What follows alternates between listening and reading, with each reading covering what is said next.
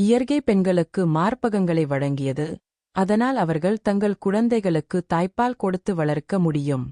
ஆனால் கடந்த சில ஆண்டுகளில் எண்ணற்ற பெண்கள் தங்கள் மார்பகங்களை சமூக ஊடகங்களில் தங்கள் பின்தொடர்பை அதிகரிக்க ஒரு வழியாகப் பயன்படுத்தியுள்ளனர். ஒரு நாடு இஸ்ரேல். அங்கு பெண்கள் நாட்டின் பாதுகாப்புக்காக தோளோடு தோள் சேர்ந்து போராடுகிறார்கள். மற்றொரு நாடு நமது இந்தியா. அங்கு பெரும்பாலான பெண்கள் யூடியூப் மற்றும் இன்ஸ்டாகிராமில் நிர்வாண முத்ராவை நிகழ்த்துகிறார்கள்.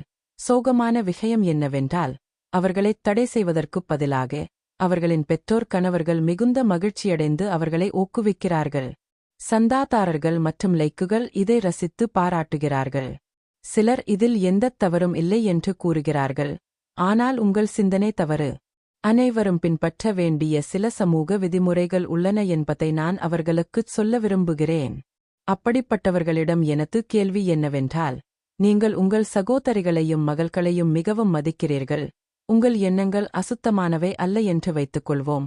உங்கள் சகோதரிகளும் மகள்களும் உங்கள் முன் நிர்வாணமாக நடக்க முடியுமா? இல்லை. இல்லையா?